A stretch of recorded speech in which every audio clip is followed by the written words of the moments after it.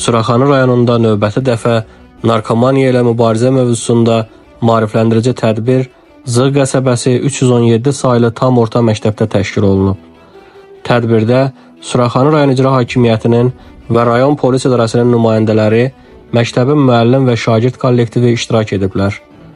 Dövlət himninin səsləndirilməsi ilə başlanan tədbiri giriş sözü ilə açan məktəbin direktoru Leyla Əliyeva qonaqları salamlayaraq bildirib ki, narkomaniya ilə mübarizə ümumbəşəri problem olmaqla cəmiyyətin hər bir üzvünü narahat edən məsələdir və ölkəmizdə də bu istiqamətdə mühüm tədbirlər həyata keçirilir, qətiyyətli addımlar atılır.